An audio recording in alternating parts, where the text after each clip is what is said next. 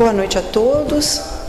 Nesta noite do dia 7 de junho, nós estamos recebendo a Neuza Maria Abreu, lá da União Humildade e Caridade, que falará para nós sobre o tema causa e efeito. Que Jesus nos abençoe. Conforme foi falado, nós vamos falar sobre causa e efeito. E para falar sobre causa e efeito, nós vamos começar com a primeira questão do Livro dos Espíritos, quando Kardec pergunta o que é Deus. E os Espíritos então nos respondem que Deus é a inteligência suprema, causa primeira de todas as coisas. E também nós vamos na questão número 4, quando Kardec perguntou onde se pode encontrar a prova da existência de Deus. E os Espíritos responderam no axioma que aplicais às vossas ciências, não há efeito sem causa. Procurai a causa de tudo que não é obra do homem e a vossa razão vos responderá. Então, tudo que nós sabemos é isso, que tudo que não existe, que tudo que nós sabemos que não foi obra, não foi feito pelo homem, é obra de Deus. Que Deus, então, é o Criador do universo. E isto ele vai informar justamente por causa dessa questão de causa e efeito, que não existe efeito sem causa, né? Toda causa tem necessariamente um efeito. E qual o conceito de causa e efeito? Nós buscamos no livro de Ação e Reação de André Luiz, quando ele diz: para nós, causa e efeito expressará a conta de cada um, englobando os créditos e os débitos que, em particular, nos digam respeito. Quer dizer que todos nós, individualmente, temos uma conta, na contabilidade divina, e que engloba todos os nossos créditos, todos os nossos débitos. E nós sabemos, nós podemos comparar com cartão de crédito. Nós podemos comprar o quanto nós podemos. Temos dinheiro para pagar, para assumir o pagamento dos nossos débitos. Então vai mais ou menos por aí, nós vamos começando a entender. A justiça e bondade divinas estão evidentes nas manifestações da lei de causa e efeito. Então nós vamos entender que toda justiça, toda bondade, todo amor de Deus é que permitiu que existisse essa lei, que Deus criasse essa lei de causa e efeito, justamente para que Ele fosse justo e bom para conosco, seus filhos. Desde que se admita a existência de Deus, ninguém o pode conceber sem o infinito das perfeições. Ele necessariamente tem todo o poder, toda a justiça, toda a bondade, sem o que não seria Deus. Então Kardec vai nos ensinar, os Espíritos vão nos ensinar que Deus é perfeito, suprema perfeição, absoluta, perfeição absoluta. E justamente por causa dessa perfeição absoluta divina, que é todo amor, toda bondade, toda justiça, é que realmente nós podemos acreditar que tudo que nos acontece está certo, conquanto nós tenhamos uma visão totalmente diferenciada dessa proposta dos Espíritos. Porque quando o sofrimento bate à nossa porta, é difícil de suportar muitas vezes, mas nós devemos aprender isso, porque a doutrina dos Espíritos nos ensina, através dos Espíritos iluminados que vieram nos ensinar, que realmente nós devemos sempre nos resignarmos perante a justiça divina, porque Deus é amor, então toda a justiça de Deus é uma justiça com misericórdia. Se é soberanamente bom e justo, não pode agir caprichosamente nem com parcialidade. Quer dizer, Deus, se Ele é justo e Ele é bom, Ele não age por capricho. Agir por capricho é muito próprio do ser humano. E Deus também não é parcial, quer dizer, ele não toma partido, ele age, ele estabeleceu leis sábias, leis amorosas, e todos nós estamos submetidos a essas leis que com certeza nos garantem a nossa proteção diante de Deus. Logo, as vicissitudes da vida derivam de uma causa, pois que Deus é justo, justa há de ser essa causa. Isso o de que cada um deve bem compenetrar-se. Nós devemos então entender bem isso, que se tudo que Deus faz é por amor, tudo que nos acontece, acontece pela justiça que é Deus, na sua misericórdia, na sua bondade. Então nós vamos falar agora sobre essa questão do quem planta, colhe. Todo mundo já ouviu falar essa frase, não é? Essa frase é conhecida de longa data. Todos nós ouvimos sempre, quem planta, colhe. Ah, plantou aqui, colhe aqui mesmo. Agora, de onde surgiu essa frase? Alguém tem ideia de onde surgiu? Pois é, ela foi registrada lá no Antigo Testamento, em Jó, capítulo 4, versículo 8. E Jó registrou assim: conforme tenho visto os que lavram iniquidade, quer dizer, crueldade, e semeiam o mal, cegam o mesmo. Quer dizer que conforme ele tem visto, Jó, né, ele viu já pela experiência de vida dele, que todas as pessoas que semeiam a crueldade, né, semeiam a iniquidade e semeiam o mal, cegam o mesmo. Quer dizer, colhe, que cegar é ceifar, cortar com a foice, né? E também, além de Jó, Paulo de Tarso também fala sobre isso, mas a gente nem trouxe porque é muita coisa. E também Jesus, que vai nos ensinar, Mateus registrou no capítulo 16, versículo 27, porque o Filho do Homem virá na glória de seu Pai, com os seus anjos, e então dará a cada um segundo as suas obras. Quer dizer, nós colheremos o que plantarmos, nós receberemos de acordo com o que nós fizermos. Se fizermos o bem, colheremos a felicidade, mas por outro lado, se fizermos o mal, se as nossas ações forem ações indevidas, errôneas, nós com certeza arcaremos com as consequências das nossas ações. Por isso que Jesus falou, isso é palavra de Jesus, a cada um segundo as suas obras. E Jesus, continuando nesse raciocínio, Jesus, numa passagem do Evangelho, ele vai falar para os judeus assim: e conhecereis a verdade, e a verdade vos libertará. Responderam-lhe: somos descendência de Abraão e nunca servimos a ninguém. Como dizes tu, sereis livres?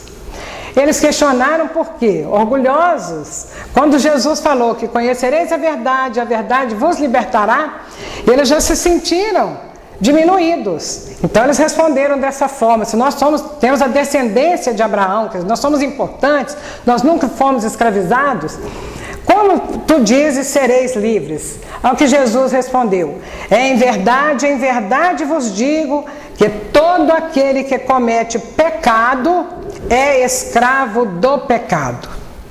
Plantou o erro, colherá o sofrimento. Escravo do ato praticado, do erro cometido, estará sempre preso às suas consequências. Quer dizer, quando a causa é uma ação boa, executada pela prática da caridade, o efeito será alegria e consciência tranquila.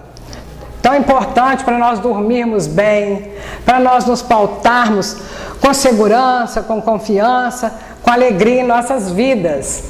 Mas quando a causa é uma ação má, vem o efeito que será sentimento de culpa, remorso, consciência pesada, acusações que nós sofreremos, até reajustar-se, não ficará livre. Quer dizer, quem praticar uma ação indevida, uma ação no mal, até ela reajustar-se perante a divina lei, não ficará livre, quer dizer, continuará sendo escravo daquele erro cometido. Então nós vamos contar agora um caso do Chico para nós vermos que é muito interessante. O Chico mesmo é que contou esse caso, e é acontecido lá na cidade mesmo de Pedro Leopoldo. Ele disse o seguinte, que um espírito chamado Joaninha Gomes, essa senhora era amiga do Chico quando encarnada, mas agora já desencarnada ela aparece para o Chico e fala com ele que ela gostaria que o Chico a acompanhasse à residência de uma senhora que morava lá na cidade, que era uma viúva, e ele então combinou o horário e eles foram na casa dessa senhora. Chegando lá, falaram que foram para fazer um culto do Evangelho no lar, e a senhora ficou muito satisfeita, colocou uma toalha na mesa, colocou a água, e se prepararam para fazer o estudo do Evangelho naquele lar. Quando eles fizeram a oração, o Chico abriu o livro Evangelho segundo o Espiritismo, caiu o capítulo 5, Causa das Aflições, e falando sobre o perdão. Nisso, que ele leu o título do capítulo, batem a porta. E a dona da casa pediu licença, foi abrir a porta, era um senhor maltrapilho, né, com aparência de muito sofrimento, então, com os trajes já todos muito velhos, maltrapilho, né? Então, pedindo um prato de comida e algum agasalho, porque ele se encontrava com muita fome, sentindo muito frio. A dona da casa explicou que eles estavam fazendo o culto, mas convidou-o a entrar e esperar enquanto acabasse o culto, depois ela com certeza iria ajudá-lo. E assim ele fez, assentou-se e o culto prosseguiu. Eles leram a mensagem sobre o perdão. No final o Chico fez um comentário, e nisso que o Chico faz o comentário, o homem levanta-se, ajoelha aos pés daquela senhora dona da casa. Não, antes ela fala assim, ela fala sobre o filho dela que tinha sido assassinado. Quando ela fala que o filho dela tinha sido assassinado, mas que ela sofria, mas que perdoava o assassino do seu filho, ele se levanta, ajoelha aos pés daquela senhora e pede perdão, falando que aquele rapaz era seu filho, o fulano era seu filho, e ela confirma. Ele vai então dizer para ela que ele era o assassino, e ele cai em prantos, muito arrependido do que tinha feito, e sai dali da casa junto com o Chico e vai diretamente para a delegacia para entregar-se. Posteriormente, o espírito, a vítima desse assassino, vai então explicar para o Chico que, na verdade, ele é que tinha pedido que aquela senhora levasse o Chico em sua casa para que a mãe, que estava sofrendo desesperadamente, muito angustiada e revoltada com aquele crime, o filho dela ela era viúva, ele era a única pessoa com a qual ela podia contar. Então que ele, a vítima, levara o Chico até aquela casa para que realmente acontecesse aquele encontro, porque ele também é que levou o assassino lá para que houvesse aquele perdão. Por que a gente está falando sobre isso? A consequência desse sofrimento todo, naturalmente, dessa senhora ter passado por essa tragédia, né, no seu lar, deve ter as suas causas anteriores a essa encarnação. Mas essa criatura que indevidamente, no momento talvez deslocado, praticou esse crime, ele assumia naquele momento do crime a dívida perante a divina lei. Mas sempre Jesus nos pede para que nós pratiquemos, exercitemos o perdão, que é fundamental para que nós nos libertemos, para que nós tenhamos a nossa consciência tranquila, até mesmo aliviando a dor do outro, que com certeza, no que ele cai em prantos diante daquela mãe sofredora, ele também caiu nessa sensação do remorso pelo ato que ele tinha praticado. Outro caso também muito interessante é o caso do Antônio Olímpio, está no livro Ação e Reação, de André Luiz, psicografia do Chico. Numa parte desse livro, num capítulo, eles vão contar essa situação do Antônio Olímpio. Ele era filho de um fazendeiro muito rico, E ele tinha projetos de que, quando ele herdasse aquela fazenda do pai, ele faria algumas modificações, investiria na fazenda para que ele pudesse realmente se tornar um homem muito rico. Mas ele tinha 2 irmãos, tinha o Leonel e o Clarindo. E ele queria ficar com a fazenda só para si mesmo, porque os irmãos atrapalhariam o projeto dele de melhorar a fazenda. Com certeza, a gente fica pensando assim, né? Fazer um hotel, fazenda, explorar um lago para pescaria, a gente vê tantas coisas assim hoje, né? Então, o que ele pensou? Ele, naquela ânsia, naquela ambição de se tornar dono de tudo, um dia ele programa, quando já estava quase na época do inventário, da conclusão do inventário, ele então convida os 2 irmãos para um passeio de barco no lago da fazenda. E antes do passeio do barco, ele dá uma dose elevada de um licor entorpecente para os 2 irmãos. E ele vai passeando. Quando ele chega a um determinado lugar, onde as águas do lago são turbulentas, ele dá um golpe no barco. Ele percebe também que os irmãos já estão meio sonolentos. Ele dá um golpe e os 2 morrem ali afogados. Ele sai nadando, vai até a praia, pede por socorro. E todas as pessoas acreditam na maneira que ele contou da história toda. Com certeza ele já tinha engendrado bem como que ele falaria sobre aquele acidente. E todos acreditaram nele e ele realmente herdou a fazenda. Passado algum tempo, porém, a mulher dele adoeceu. E ele tinha um filho chamado Luiz. E ele então, a mulher dele adoeceu e com febre muito alta, e ele tratando aquela situação difícil. Passado algum tempo, a mulher dele mostrou que estava totalmente enlouquecida. E um dia, a mulher suicida-se no lago da fazenda. Na parte espiritual, eles vão contar que os espíritos do Leonel e do Clarindo começaram a se vingar através dessa situação, perturbando a esposa do Antônio Olímpio, e a ponto dela suicidar-se. Continuou a vida, os espíritos Leonel e Clarindo perturbando ainda a família, o filho, incitando no filho, no Luiz, a vontade de enriquecer-se cada vez mais. Ele ficou alucinado com o dinheiro também. Mas passou o tempo e o Antônio Olímpio chega no mundo espiritual através da morte. Quando ele chega lá, ele já se sente tão culpado que ele já vai se declarando culpado, pedindo clemência, e em desespero ele narra toda essa situação. Passado algum tempo, ele sendo sempre assistido, né? Principalmente por sua esposa, pelos pedidos que a sua esposa Alzira fazia e o mérito que ela tinha também, porque na verdade o suicídio dela foi atenuado pela condição da loucura, né, que havia acontecido com ela por conta da obsessão dos 2 cunhados.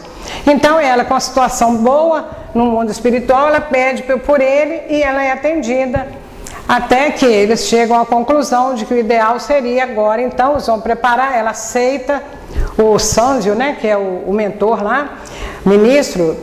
Então ele chama a Alzira e ela aceita reencarnar-se para consorciar-se novamente com o Antônio Olímpio e trazer, através da reencarnação, os 2 cunhados agora como filhos, para que eles então, naquele momento que eles renasceriam aqui na Terra, o Antônio Olímpio, ele seria agora pai, daria para eles a vida novamente, que ele tinha tirado na outra encarnação, e também restituiria toda a fazenda, porque eles seriam agora herdeiros dele.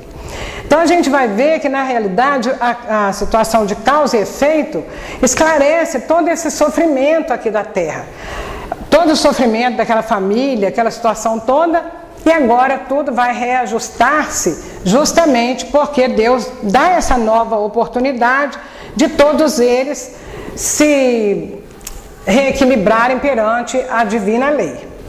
Muito bem.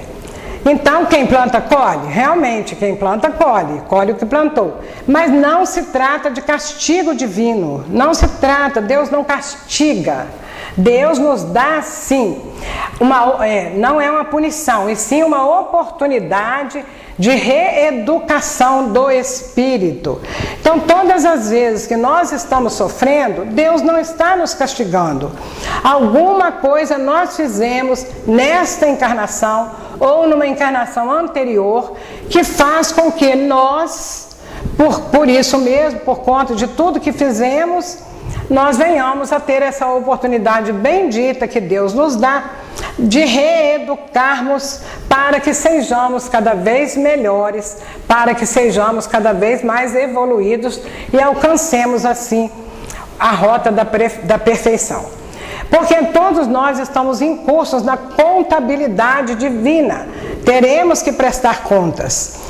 Mais cedo ou mais tarde, todos nós desencarnaremos. E na hora que nós chegarmos nas portas lá do mundo espiritual, nós veremos isso com muito mais clareza. Que tudo que nós fizemos, nós colhemos. Seja no bem, seja no mal. Porque nós teremos que prestar contas, né? É muito importante a gente lembrar disso, até mesmo naquela questão da missão, da paternidade, da maternidade. Quando Kardec pergunta se são missões, né, paternidade e maternidade, e os espíritos explicam que realmente são missões que nós assumimos e das quais nós prestaremos conta. Então essa questão de prestar conta é uma realidade. Nós não vamos chegar lá no mundo espiritual e deixar de ser quem nós somos. Chegaremos lá como nós somos, com toda a nossa bagagem espiritual. Nós não levaremos o nosso ouro, não levaremos nossa casa, nem nossos automóveis, nada disso. Mas nós levaremos a nossa bagagem espiritual. São as nossas riquezas, são aquelas que nós fizemos, as ações boas. Mas em compensação, quer dizer, em compensação nada, né? Em contradição, nós vamos levar também todo o mal que nós praticamos aqui na Terra. Então nós vamos prestar contas.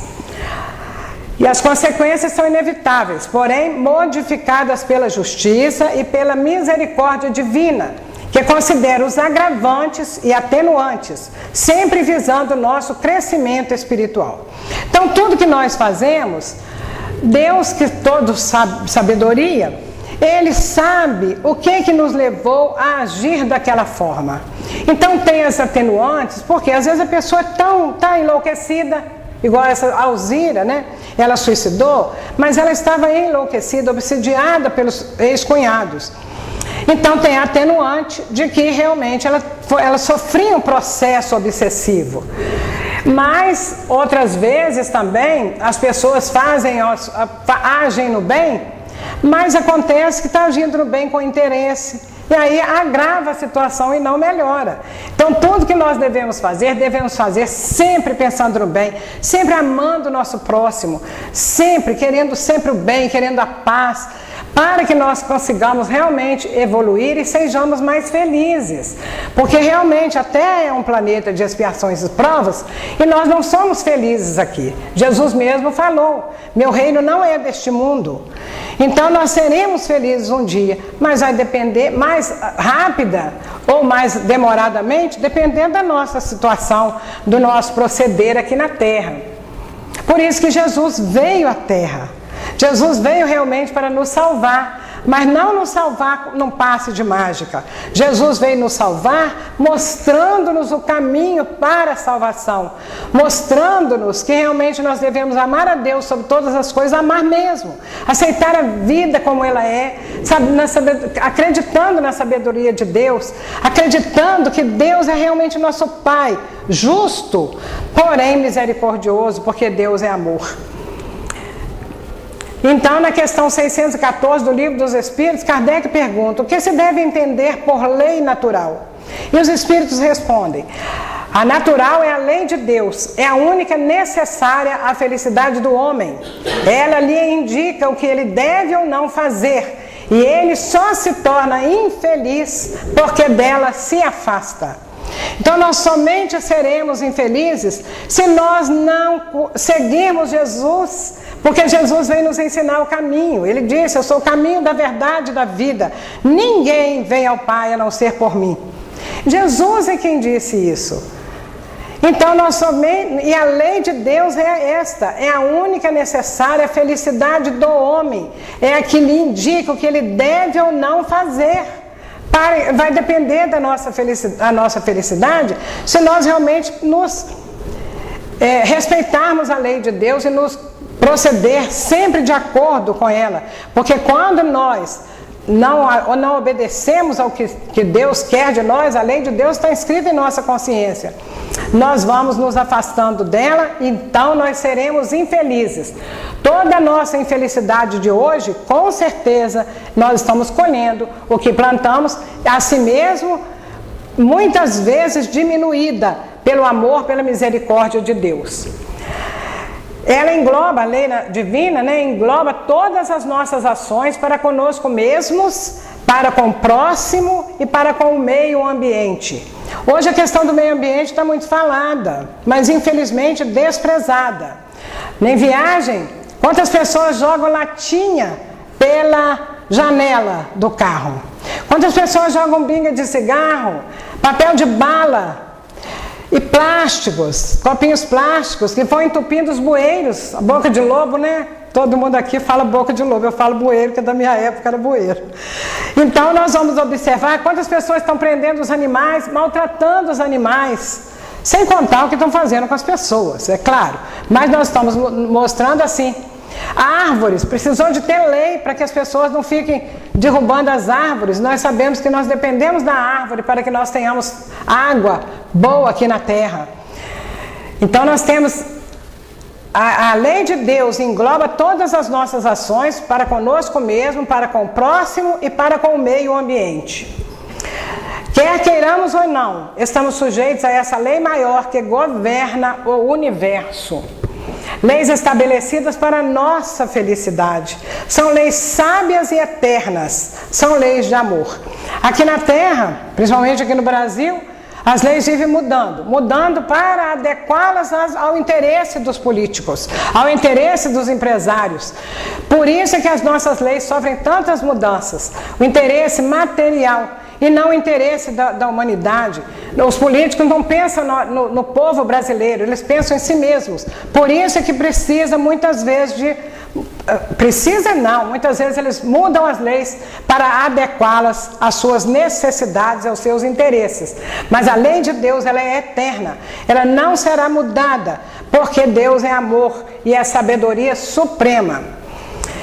Aí nós vamos ver agora sobre a questão da lei de ação e reação e o princípio de causa e efeito.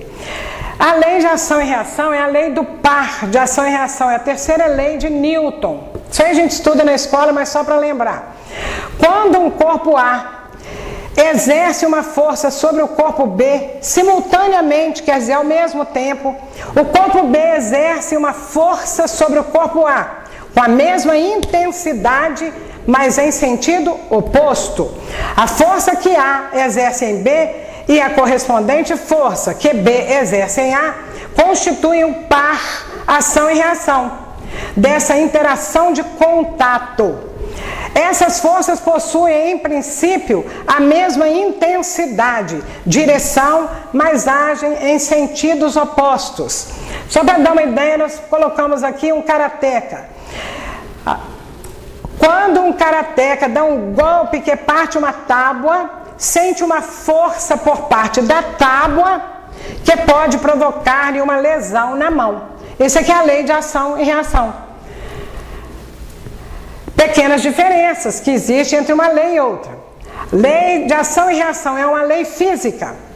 A reação é imediata à ação promovida. Então, se eu bato aqui, meu ossinho doeu, foi a reação, por causa da força B, contrária. Muito bem. E lei de causa e efeito é uma lei moral. A reação não é imediata, o tempo é variável. Porque poderão passar séculos até que o espírito se habilite, quer dizer, ele se capacite, ele se fortaleça, ele esteja em condições para receber o efeito, ou seja, para ressarcir, para reajustar-se perante a divina lei, que a cada um segundo as suas obras, né? Na lei de ação e reação, estamos lidando com corpos, com objetos, com matéria. Na lei de causa e efeito, não estamos lidando com algo material, e sim com o que envolve sentimentos.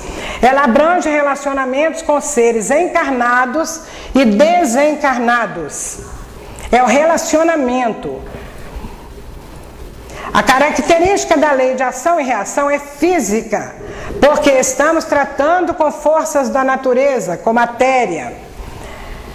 A característica da lei de causa e efeito é moral, porque se trata de caráter, de conduta, de ética. Envolve emoções, sentimentos, relacionamento humano.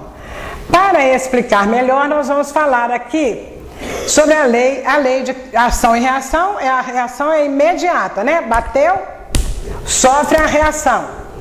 Mas a lei de causa e efeito, nós vamos dar um exemplo. Maria ama João. Se fosse ação e reação, necessariamente João amaria Maria. Porém, João não ama Maria, João ama Teresa. A causa e o efeito, não é? A causa é o amor que a Maria sente pelo João, mas o João não ama Maria. O João então vai amar a Teresa. Não é necessariamente uma ação e reação. É uma questão também de livre-arbítrio, não é? Porque aí nós podemos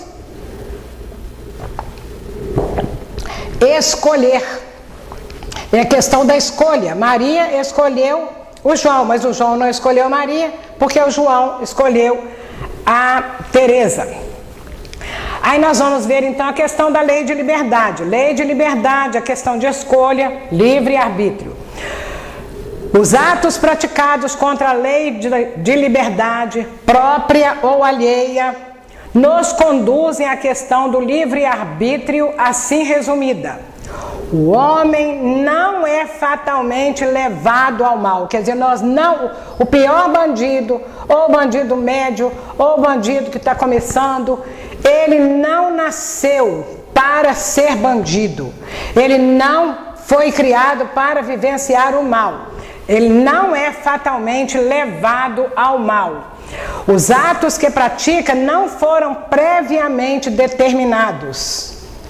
Não tem nada programado para fazer as coisas erradas. Não tem ninguém programado.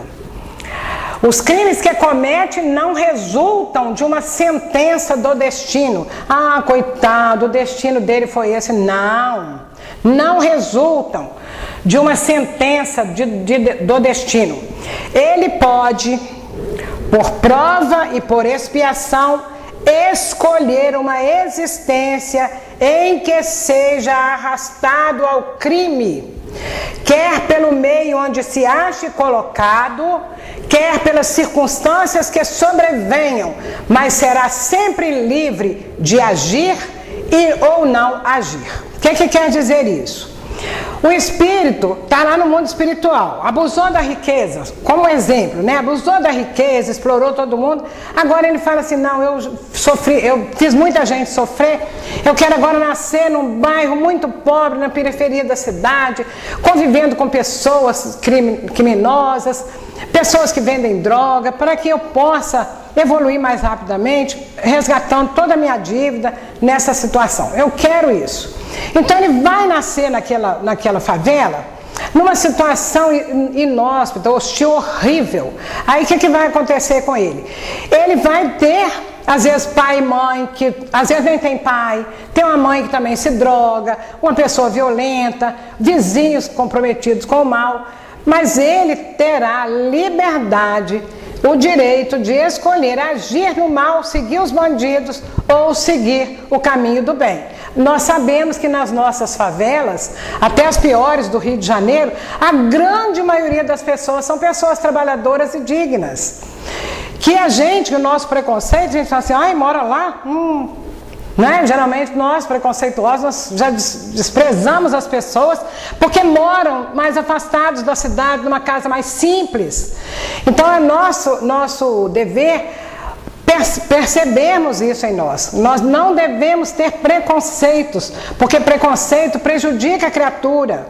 A pessoa sofre muito, mas quem está ali numa situação melhor não percebe o sofrimento da outra. Mas nós devemos refletir sobre isso, para que na outra encarnação não sejamos nós que venhamos a pedir para habitar uma favela, passarmos por essas dificuldades todas. Então, a única coisa, né, que nós podemos lembrar é disso, que nós somente... Ele pode, quer dizer, o ser humano, o homem, por prova e por expiação, escolher uma existência em que seja arrastado ao crime. Quer dizer, ele vai ali naquele ambiente difícil, cheio de pessoas criminosas, dando mau exemplo, quer pelo meio onde vive onde se acha colocado, quer pelas circunstâncias que sobrevenham. Quer dizer, pode acontecer alguma coisa que ele vai ficar revoltado, ou qualquer outra situação que ele vai, mas ele estará sempre livre para agir ou não agir, quer dizer, para proceder no bem ou no mal, escolher o caminho certo ou o caminho errado. Assim, o livre-arbítrio existe para ele quando, no estado de espírito, ao fazer a escolha da existência e das provas. Nós estamos lá no mundo espiritual. O livre-arbítrio vai ser resolvido ali. Porque nós vamos escolher a existência que nós queremos, as provas que nós queremos passar, porque depois nós não podemos mudar, né? Nós podemos mudar somente para nós assumirmos a responsabilidade, mas quando nós escolhemos já está escolhido lá. E como encarnado, quer dizer, o livre-arbítrio também vai ser, quando o espírito estiver encarnado, na faculdade de ceder ou de resistir aos arrastamentos a que todos nós temos voluntariamente, a que todos nos temos voluntariamente submetido. Cabe à educação combater essas más tendências. É o que eu falei, do lado de lá a gente escolhe, depois nós temos que chegar, quando nós chegamos aqui, nós temos a faculdade de ceder ou não, de caminhar pelo caminho do bem ou praticar o mal. Mas cabe à educação combater essas más tendências. Aí a responsabilidade dos pais que nós chamamos a atenção. Hoje eu vou dar um exemplo. Hoje nós estávamos no trabalho de assistência social, uma criancinha de 1 ano chorando, incomodando. Aí nós chegamos pertinho da mãe e falamos assim, conversa com ela, pede a ela para parar de gritar, porque ela está gritando, porque ela quer atrapalhar. Pede a ela assim, fala assim, minha filha, fica quietinha, aqui é lugar de fazer silêncio, vamos ficar quietinha, tal. Aí eu disse, mas ela não me obedece. Gente, uma criança de 1 ano não obedecer a mãe, quando ela tiver 11 anos, ela está batendo na mãe. É ou não é? Quando ela tiver 11 anos, ela bate na mãe. Eu sei disso por experiência, porque nesse trabalho, há uns 15 anos, uns 20 anos que a gente está na assistência social. Há 20 anos eu falei isso com a mãe, ela chamava aqui eu posso falar porque ninguém conhece, né? O nome dela é Eu falei, ama seu filho, cuida dele, mas seja firme no falar. Ele está te desobedecendo, você fale com ele com segurança, com amor, mas com muita segurança. Não adianta, eu falo, ele não me obedece. O dela tinha uns 3 anos. Eu falei assim, mas você cuida, minha filha, porque se você não cuidar do seu filho agora, quando ele crescer, daqui a 10 anos, ele vai te bater. Porque você bate, ela batia, ela estava batendo, agora que eu lembrei. Ele vai te bater, porque violência gera violência. Aí passou o tempo, agora a irmã dela está lá conosco, está falando que ela está apanhando do filho quase todo dia, da filha também, não é só do filho, está apanhando dos dois. Então a questão é essa, cabe à educação combater essas más tendências. Isso está na apostila do ESD, mas também na questão 872 do livro dos Espíritos. Provas e expiações. Nós vamos falar aqui sobre a prova e expiação, porque é uma coisa que todas as pessoas talvez queiram saber. Quem ainda não sabe, quer saber, né? Quem ainda não sabe, é claro. Emmanuel ensina, a provação é a luta que ensina ao discípulo rebelde e preguiçoso a estrada do trabalho e da edificação espiritual. Mas a expiação é a pena imposta ao malfeitor que comete um crime. Então, a prova e a expiação, todos nós estamos passando por ela. Agora, o sofrimento é uma coisa quase que insuportável, pode ser que seja uma expiação. a expiação é imposta ao malfeitor. Quer dizer, que realmente nós colhemos de acordo com as nossas obras. E no Livro dos Espíritos, a questão 642, Kardec pergunta: será suficiente não se fazer o mal para ser agradável a Deus e assegurar uma situação futura? Será? Será que Deus fica feliz conosco quando apenas nós não fazemos o mal? Deixamos de fazer o mal, mas também não fazemos nada no bem? Vamos lá. Não, então não será suficiente não se fazer o mal. Não, é preciso fazer o bem no limite. Olha que interessante essa palavra. No limite das próprias forças. Pois cada um responderá por todo o mal que tiver ocorrido por causa do bem que deixou de fazer. Nós temos que fazer o bem.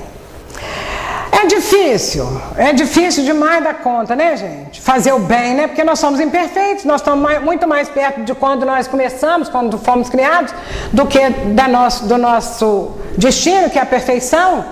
Ainda demora milênios para nós chegarmos ao que Cristo estava quando ele esteve aqui na Terra, na condição do Cristo de Deus. Então, é difícil, mas não é impossível, vai depender do esforço da vontade. Hoje, eu chegando no centro, estava uma mocinha lá fumando. Eu falei: menina, para de fumar, cigarro faz muito mal para a saúde. Ela falou: ó, tia Neuza, eu sei que faz mal, mas eu não consigo parar. Eu falei assim: porque você não tem vontade. Ela falou assim: eu tenho vontade sim. Não, eu falei: porque você não faz o esforço de vontade. Ela falou assim: eu tenho vontade sim. Eu falei: mas está faltando esforço? Vontade só não adianta.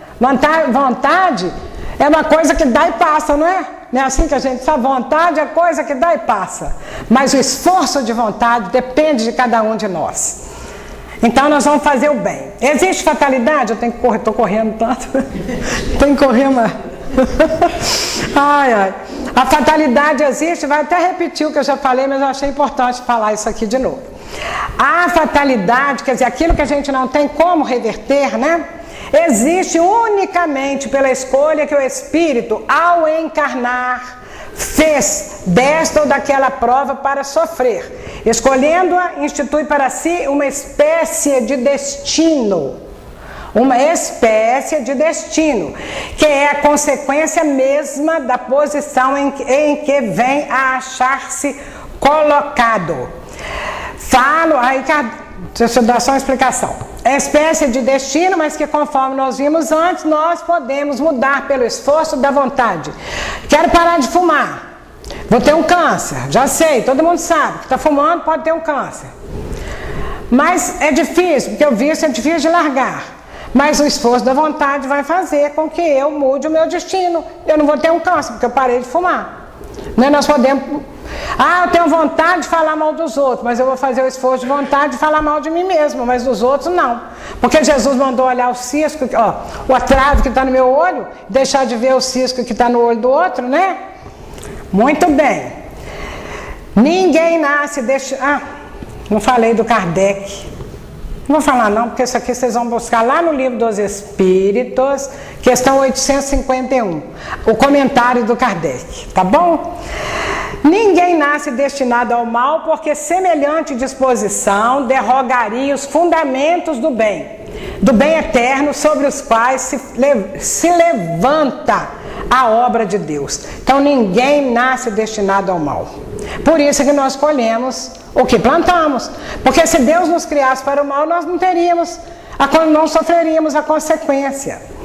O espírito renascente no berço terrestre traz consigo a provação expiatória a que deve ser conduzido, ou a tarefa redentora que ele próprio escolheu, de conformidade com os débitos contraídos. Está em Evolução em Dois Mundos, segunda parte, capítulo 18.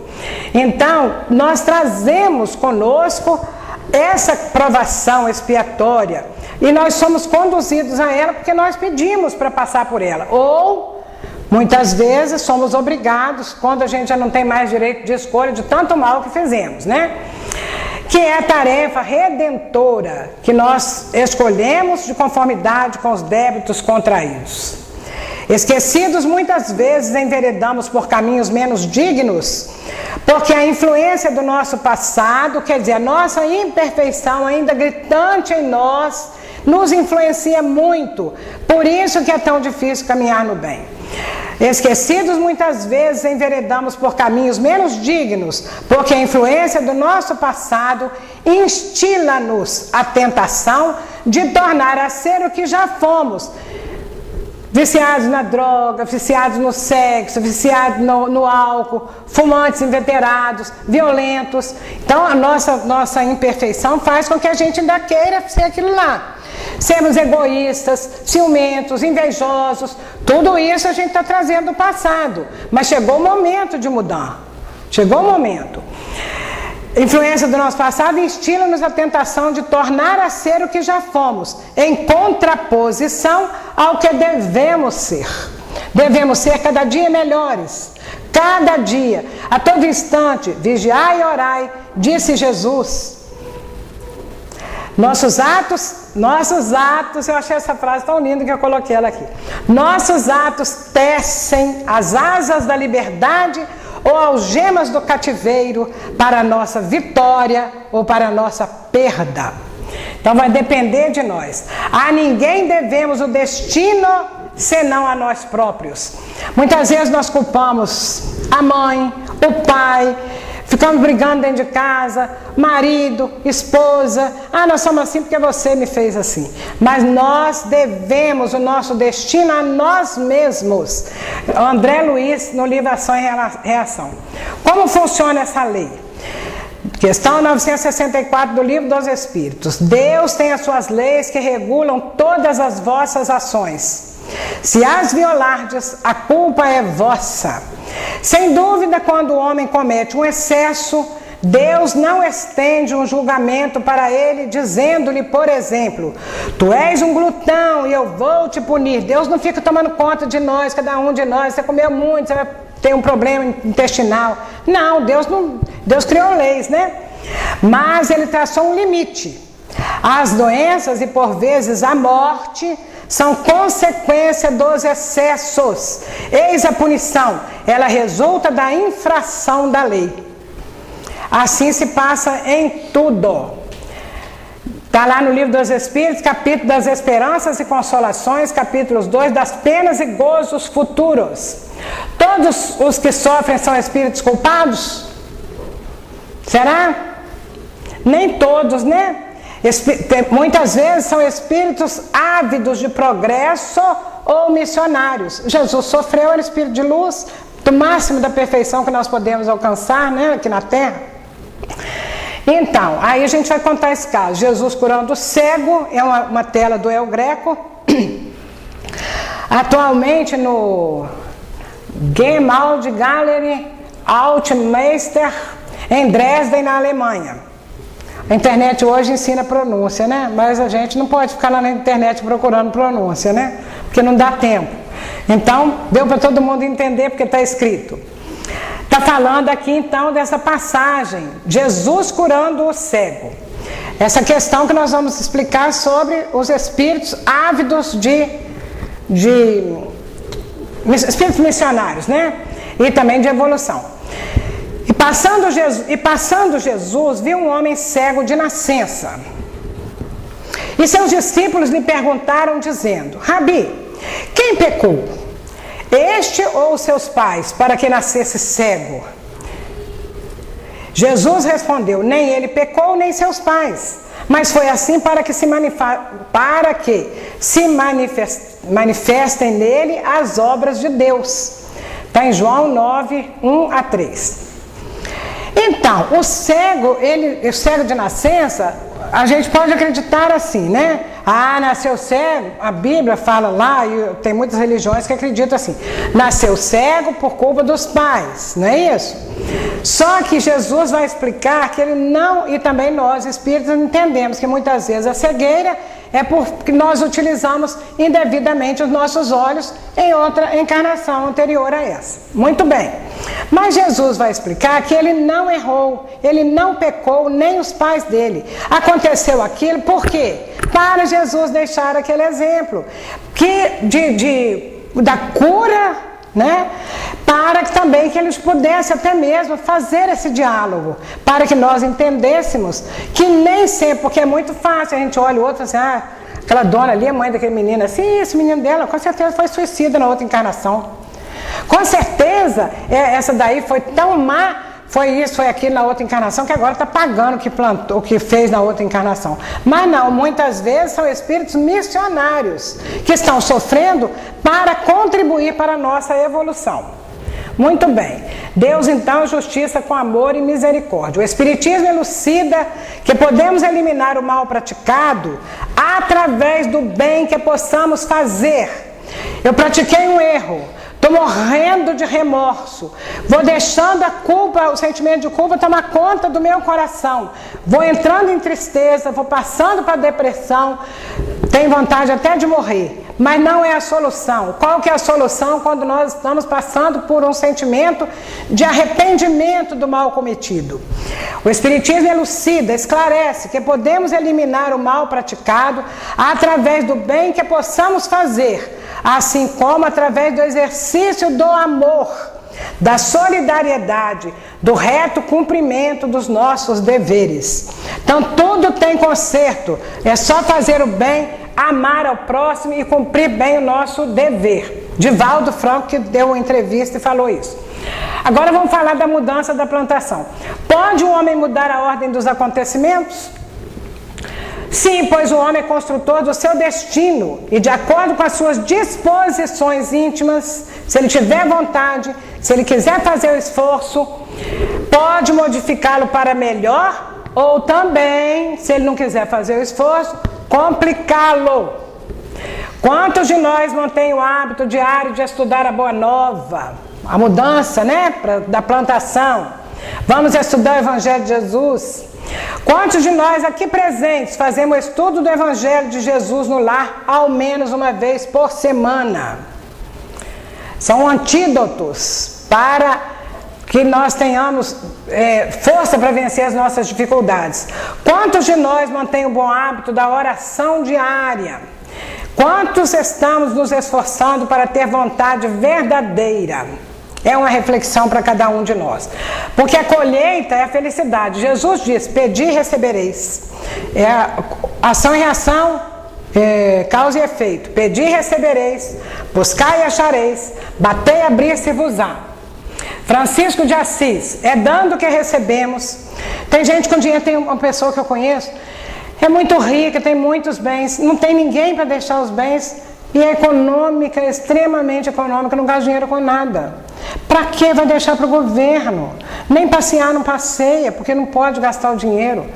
Então a gente sabe, é dando que recebemos, é perdoando que se é perdoado, é morrendo que se vive para a vida eterna. Lei de ação e reação, lei de causa e efeito. No Livro dos Espíritos, 860, pode o homem, por sua vontade, por seus atos, fazer que se não deem acontecimentos que deveriam verificar-se? Resposta, pode-o, se essa aparente mudança na ordem dos fatos tiver cabimento na sequência da vida que ele escolheu. Então vai depender disso. Vamos pular isso aqui que não dá mais tempo. Uma pena, mas não dá tempo, porque eu sou muito... Botei coisa demais. Da outra vez eu fui falar, falei pouco. Tirei, hoje eu aumentei, não sei porquê. Isso aqui é importante.